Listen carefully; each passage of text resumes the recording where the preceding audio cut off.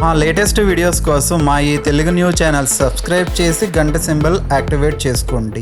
ఆవు చెప్పింది ఈ కారణం వలనే స్త్రీలు పరపురుషులతో సంబంధం పెట్టుకుంటున్నారు. వినడానికి చిరాకుగా ఉన్న ఇదే సత్యం. ఈరోజు మనం చర్చించుకోబోయే విషయం సమాజంలో చాలామందిని వేధించే ఒక సున్నితమైన, అంతకంటే వింతైన సామాజిక సమస్య. ఈ కాలంలో మనం చూస్తూ ఉన్నాం. కొంతమంది స్త్రీలకు తమ భర్తలు నచ్చటం లేదు, పరపురుషుల వైపు ఆకర్షితులవుతూ ఉన్నారు. అలాగే కొంతమంది పురుషులకు తమ భార్యలు నచ్చటం లేదు, ఇతర స్త్రీల మోజులో పడుతూ ఉన్నారు. వినడానికి ఇది చాలా ఇబ్బందిగా, చిరాకుగా ఉన్నప్పటికీ ఇది ఒక చేదు నిజం. అసలు ఇలా ఎందుకు జరుగుతోంది? దీని వెనుక ఉన్న కర్మ ఫలితం ఏమిటి? అలాగే కొంతమంది ఎంత కష్టపడినా పేదవారిగానే ఎందుకు మిగిలిపోతూ ఉన్నారు? మరికొందరు అతి తక్కువ సమయంలో ఎలా ధనవంతులవుతున్నారు? ఈ రహస్యాలన్నిటినీ ఒక అద్భుతమైన కథ ద్వారా సాక్షాత్తు ఆ గోమాత నోటి నుంచి వచ్చిన జ్ఞానంతో మనం ఈరోజు తెలుసుకుందాం. ఫ్రెండ్స్, ఈ కథను చివరి వరకు వినండి, ఎందుకంటే ఇందులో మన జీవితాలను మార్చే గొప్ప సందేశం దాగి ఉంది. కథలోనికి వెళ్లే ముందు కామెంట్ బాక్స్లో జై శ్రీరామ్ అని కామెంట్ చేయటం మాత్రం మర్చిపోవద్దు. పూర్వం ఒకానొక గ్రామంలో రాము అనే ఒక సాధారణ యువకుడు ఉండేవాడు. అతను చాలా కష్టపడి పనిచేసేవాడు, కానీ అతని జీవితంలో పేదరికం మాత్రం నీడలా వెన్నంటుతూనే ఉండేది. రాము మనసులో ఎప్పుడూ ఒకటే ఆవేదన ఉండేది. నేను అందరిలాగే కష్టపడుతున్నాను కదా, మరి నాకెందుకు ఈ కష్టాలు? నా పక్కింటి వాడు ఏ పని చేయకపోయినా విలాసంగా ఎలా బ్రతుకుతున్నాడు అని ఆలోచించేవాడు. అలాగే తన చుట్టూ ఉన్న సమాజంలో భార్యాభర్తలు ఒకరినొకరు మోసం చేసుకోవటం చూసి రాము చాలా కలత చెందేవాడు. ఒకరోజు ఈ ప్రశ్నలకు సమాధానం వెతుకుతూ రాము ఒక దట్టమైన అడవి గుండా వెళ్తూ ఉన్నాడు. అక్కడ అతనికి ఒక దివ్యమైన ఆవు కనిపించింది. ఆ గోమాత చుట్టూ ఒక వింతైన కాంతి ఉంది. రాము ఆ గోమాత దగ్గరకు వెళ్ళి భక్తితో నమస్కరించి తన మనసులోని సందేహాలన్నీ అడిగాడు. తల్లి, ఈ లోకంలో ధర్మం ఎటుపోతోంది? స్త్రీ పురుషులు తమ బంధాలను ఎందుకు గౌరవించుకోవటం లేదు? పేదరికం ఎందుకు కొందరిని వదలటం లేదు అని అడిగాడు. అప్పుడు ఆ గోమాత కరుణతో రాము వైపు చూసి మనిషి భాషలో మాట్లాడడం ప్రారంభించింది. నాయనా రాము, నువ్వు అడిగిన ఈ ప్రశ్నలన్నీ కేవలం నీ ఒక్కడివే కాదు. ఈ సృష్టిలో ప్రతి మనిషిని ఏదో ఒక సందర్భంలో వేధించినవే. అయితే వీటన్నిటికీ మూలం ఒక్కటే, అది కర్మఫలం. మనిషి తన దైనందిన జీవితంలో తన కర్మను ఎంత నిబద్ధతతో, ఎంతటి పవిత్ర భావంతో చేస్తున్నాడు అనే దానిపైనే అతని భవిష్యత్తు రేఖలు ఆధారపడి ఉంటాయి. ఈ సత్యాన్ని నీకు మరింత లోతుగా అర్థం చేయించడానికి ఒక అద్భుతమైన యథార్థ గాథను వివరిస్తాను. చాలా ఏకాగ్రతతో విను. పూర్వం ఒక ప్రశాంతమైన గ్రామం వెలుపల పచ్చని ప్రకృతి ఒడిలో శ్రీమన్నారాయణుడి పురాతన ఆలయం ఒకటి ఉండేది. ఆ ఆలయంలో చంద్రన్ అనే ఒక అనాథ బాలుడు నివసించేవాడు. అతనికి లోకంలో ఎవరూ లేరు. ఆ నారాయణుడే అతనికి తల్లి, తండ్రి, గురువు అంతా. చంద్రన్ భౌతికంగా చాలా పేదవాడు. కనీసం కట్టుకోవడానికి సరైన వస్త్రం కానీ, పూట గడవడానికి తిండి కానీ ఉండేవి కావు. కానీ అతని హృదయం మాత్రం కోటీశ్వరుడి కంటే గొప్పది. అతనిలో ఒక సాధారణమైన గుణం ఉండేది. చిన్నతనంలో ఒక మహాత్ముడైన గురువు వద్ద నేర్చుకున్న 3 పరమ పవిత్రమైన సూత్రాలను అతను తన ప్రాణం కంటే మిన్నగా ఊపిరి ఉన్నంత వరకు పాటించేవాడు. మొదటి సూత్రం ఏమిటంటే, భగవంతుడు ఈ జగత్తునంతటికీ ఆహారాన్నిచ్చేవాడు. అటువంటి ఆ దేవదేవుడికి ఎల్లప్పుడూ తాను స్వయంగా వండిన తాజా మరియు వేడివేడి ఆహారాన్ని నైవేద్యంగా సమర్పించాలి. రెండో సూత్రం, ఆకలి ఎంత దహించి వేస్తున్నా సరే ఆ భగవంతుడికి నైవేద్యం పెట్టి ప్రసాదంగా మార్చకుండా తాను ఒక్క మెతుకు కూడా నోటిలో వేసుకోకూడదు. ఇక మూడో సూత్రం అత్యంత కఠినమైనది. అది అపరిగ్రహం, అంటే రేపటి గురించి చింతించకూడదు. రేపటి కోసం ఒక్క గింజను కూడా దాచుకోకూడదు. ఈరోజు ఏది లభిస్తే అది దేవుడి ప్రసాదంగా భావించి అనుభవించాలి తప్ప భవిష్యత్తు గురించి భయపడి నిల్వ చేయకూడదు. చంద్రన్ ఈ నియమాలను అక్షరాలా పాటించేవాడు. ఒకసారి ఆ గ్రామంలో భయంకరమైన కరువు వచ్చింది. చుట్టుప్రక్కల బావులు ఎండిపోయాయి, పంటలు పండలేదు. ఊరి జనం ఆకలితో అల్లాడిపోతూ ఉన్నారు. అటువంటి కఠిన పరిస్థితుల్లో కూడా చంద్రన్ తన ధర్మాన్ని వదలలేదు. అతనికి తిండి లేకపోయినా గుడిలో ఉన్న విష్ణుమూర్తికి మాత్రం ఎలాగోలా తాజా నైవేద్యం సమర్పించడానికి ప్రయత్నించేవాడు. అసలు తిండి దొరకని రోజుల్లో కేవలం గంగా తీర్థాన్ని మాత్రమే నైవేద్యంగా పెట్టి తాను కూడా అదే తాగి ఆ పరమాత్మునిపై నమ్మకంతో నిద్రపోయేవాడు తప్ప తన నియమాన్ని భంగం చేసుకోలేదు. అతని నిష్కల్మషమైన భక్తిని, ఎదురుచూపులు లేని ప్రేమను పరీక్షించాలని ఆ లక్ష్మీ నారాయణులు తలచారు. ఒకరోజు అత్యంత సాధారణమైన నిరుపేద దంపతుల వేషంలో వారు చంద్రన్ ఉన్న చిన్ని గుడిసెకు అతిథులుగా వచ్చారు. చంద్రన్ అప్పటికే 3 రోజులుగా పస్తులు ఉన్నాడు. కానీ అతని ఇంటికి వచ్చిన అతిథులను చూడగానే అతని ముఖంలో 1000 సూర్యుల వెలుగు విరిసింది. తన వద్ద ఉన్న కొద్దిపాటి బియ్యాన్ని తీసి అత్యంత భక్తితో ప్రేమతో వంట చేశాడు. ఆ సమయంలో అతని మనసులో ఏమాత్రం స్వార్థం లేదు.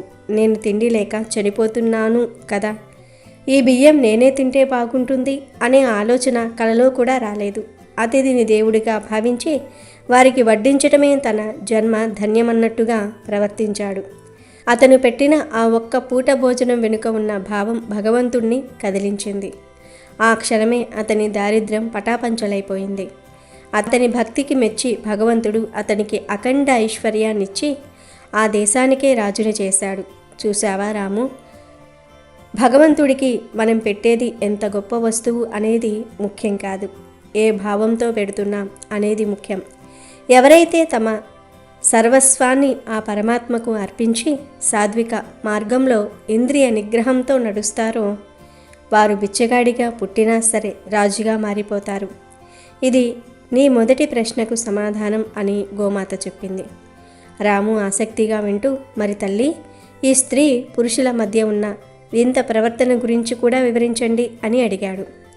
అప్పుడు గోమాత ఇలా అన్నది, నాయనా రాము, ఇప్పుడు నేను చెప్పబోయేది ఈ కాలపు మనుషులందరూ గుండె మీద చెయ్యి వేసుకొని ఆలోచించవలసిన పచ్చి నిజం. భక్తి మార్గం గురించి విన్నావు కదా, ఇప్పుడు అధర్మ మార్గంలో నడిచే వారి పతనం ఎలా ఉంటుందో విను. సరిగ్గా అదే శ్రీమన్నారాయణుడి ఆలయం సమీపంలో ఒక రైతు మరియు అతని భార్య నివసించేవారు.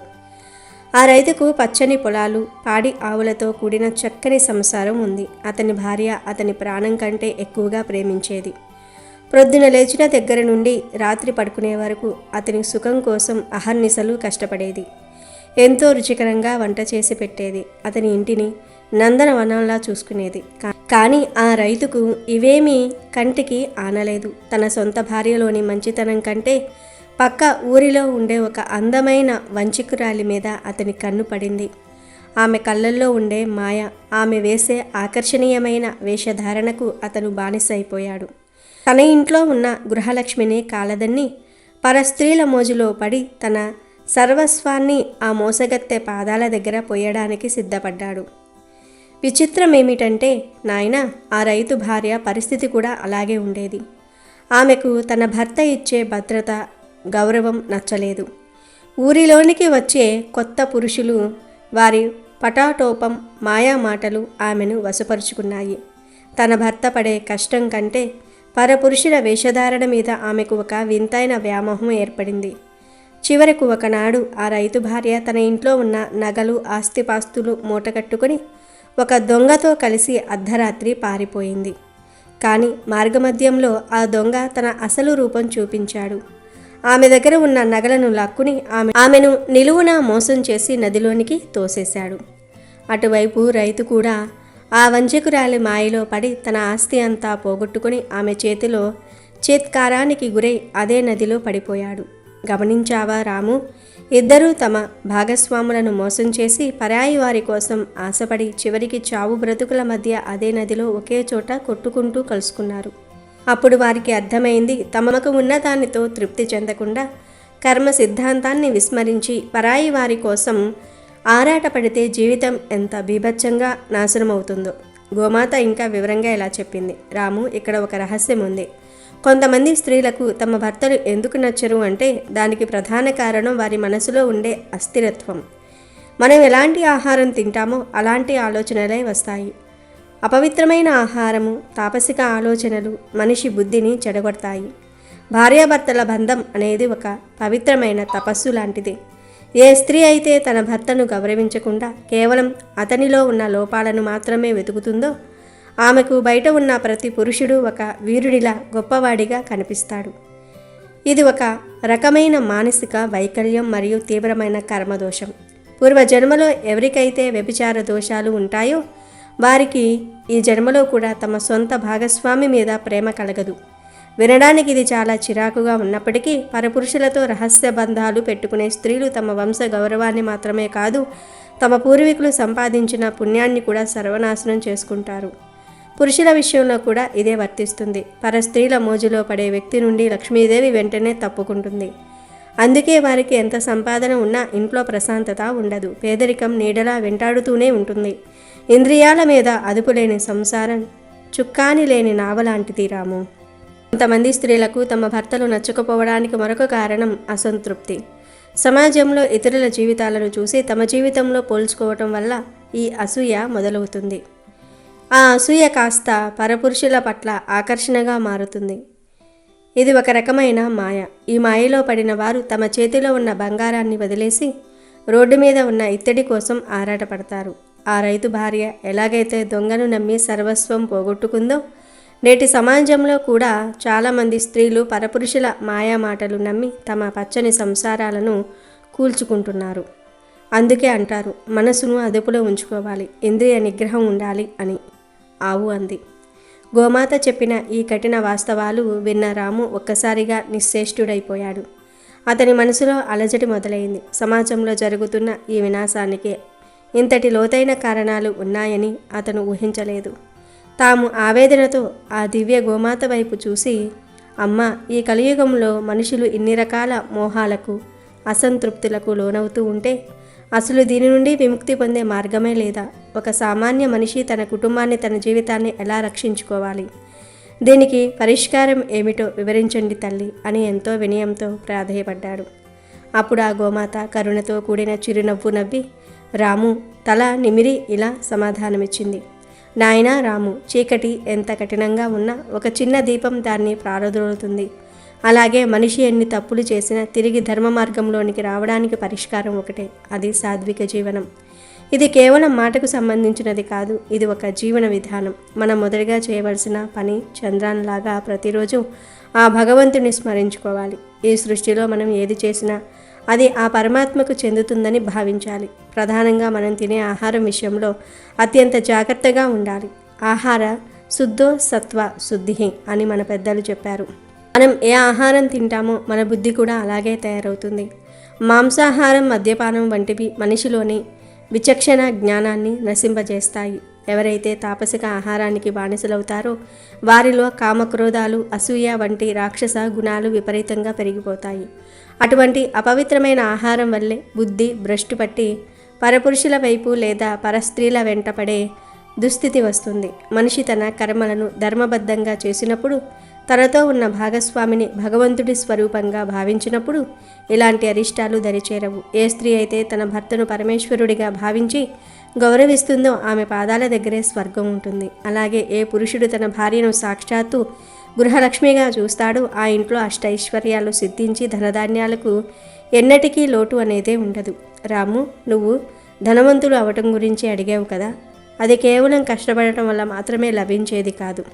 కష్టం వెనుక భగవంతుడి ఆశీస్సులు, నీ పూర్వజన్మ పుణ్యం తోడవ్వాలి. చంద్రాన్ని కేవలం దేవుడికి వంట చేసి పెట్టలేదు, అతను తన ప్రేమను, నిస్వార్థాన్ని నైవేద్యంగా పెట్టాడు. అందుకే ఆ దేవుడే అతని చెంతకు వచ్చాడు. నువ్వు కూడా నీ పేదరికం పోవాలంటే నీకు ఉన్న దానిలో కొంత భాగాన్ని దానం చేయటం నేర్చుకో. భగవంతుడు నీకు ఇచ్చిన ఈ జీవితానికి కృతజ్ఞత తెలుపుతూ ఉండు. పక్కవారి భార్య మీదో, పక్కవారి ఆస్తి మీదో కన్ను వేయకుండా నీ ధర్మాన్ని నువ్వు తూచా తప్పకుండా పాటించు. అప్పుడు ఐశ్వర్యం నిన్ను వెతుక్కుంటూ వస్తుంది. స్త్రీలు కూడా పరపురుషుల ధ్యానం అనేది నరకానికి రాజమార్గం అని గుర్తుంచుకోవాలి.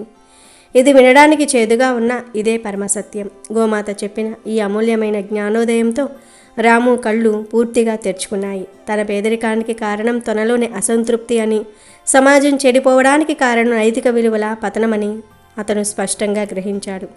అప్పటి నుండి రాము ఏ రోజు ఎదుటివారిని చూసి అసూయపడలేదు. తన ధర్మాన్ని తాను పాటిస్తూ ప్రతి నిమిషం భగవంతుని నమ్ముకుని జీవించడం మొదలుపెట్టాడు. సాత్విక ఆహారాన్నే భుజిస్తూ తన భార్యను గౌరవిస్తూ గడిపాడు. ఆశ్చర్యకరంగా కొద్ది కాలానికి అతని జీవితంలో అద్భుతమైన మార్పులు వచ్చాయి. రాము కష్టానికి దైవ కృప తోడై అతను గొప్ప ధనవంతుడు అవడమే కాకుండా సమాజంలో మంచి పేరు సంపాదించి తన భార్య పిల్లలతో అపారమైన సుఖ సంతోషాలను అనుభవించాడు. మిత్రులారా, చూశారు కదా, ఆ గోమాత స్వయంగా వివరించిన ఈ సత్యాలు మన జీవితాలకు ఎంతటి దిశానిర్దేశం చేస్తాయో. నేటి ఆధునిక కాలంలో మనం నాగరికత పేరుతో ఎన్ని సౌకర్యాలు పొందుతున్నా లోపల మానసిక ప్రశాంతతను, కుటుంబ గౌరవాన్ని ఎందుకు కోల్పోతున్నామో ఈ కథ ద్వారా మనకు స్పష్టంగా అర్థమవుతుంది. స్త్రీ పురుషుల మధ్య ఉండవలసిన పవిత్రత, నమ్మకం అనేవి కేవలం మాటలు కావు. అవి ఒక సంసారాన్ని నిలబెట్టే పునాదులు. పరాయి వ్యక్తుల మీద కలిగే ఆకర్షణ అనేది కేవలం ఒక ఇంద్రియ భ్రమ మాత్రమేనని, అది ఎండమావి వంటిదని మనం గుర్తించాలి. ఆ క్షణికమైన ఆకర్షణలో పడి అపురూపమైన మన జీవితాలను, మనం నమ్ముకున్న వారి భవిష్యత్తును బుగ్గిపాలు చేసుకోకూడదు. మనం చేసే ప్రతి ఆలోచన, ప్రతి క్రియ వెనుక ఒక కర్మ దాగి ఉంటుంది.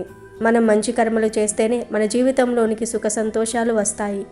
అదే అధర్మ మార్గంలో పయనిస్తే చివరికి ఆ రైతు దంపతుల్లాగా నరకాన్నే చవిచూడాల్సి వస్తుంది. కాబట్టి మనమందరం ధర్మ మార్గాన్ని వీడకుండా ఆ దేవుడిపై అచంచలమైన నమ్మకం ఉంచి జీవించాలి. అప్పుడు మాత్రమే మన దారిద్ర్యం తొలగిపోయి అష్టైశ్వర్యాలు మనల్ని వెతుక్కుంటూ వస్తాయి. ఈ దివ్యమైన కథ మీకు నచ్చినట్లయితే మీ కుటుంబ సభ్యులకు, ఆప్తమిత్రులకు మరియు బంధువులకు తప్పకుండా షేర్ చేయండి. ఎందుకంటే ఇది కేవలం ఒక ఊహాజనిత కథ మాత్రమే కాదు, నేటి సమాజానికి ఎంతో అవసరమైన ఒక గొప్ప జీవన పాఠం. ముఖ్యంగా సంసార జీవితంలో అడుగుపెట్టిన ప్రతి స్త్రీ మరియు పురుషుడు తప్పనిసరిగా వినవలసిన, ఆలోచించవలసిన పరమ సత్యాలు ఇవి. ఒకరి జీవితంలో మార్పు తీసుకురావటం కంటే గొప్ప పుణ్యం మరి ఒకటి లేదు. ఈ కథ విన్న తర్వాత మీ మనసులో కలిగిన భావాలను, మీరు గమనించిన సామాజిక మార్పులను కింద ఉన్న కామెంట్ బాక్సులో మాతో పంచుకోండి. మీ స్పందన మాకు ఎంతో విలువైనది. అమెజాన్లో బెస్ట్ డిస్కౌంట్స్ కోసం వీడియో డిస్క్రిప్షన్లో లింకు ఉంది, చూడండి. అలాగే మా టెలిగ్రామ్ ఛానల్ సబ్స్క్రైబ్ చేసుకోండి.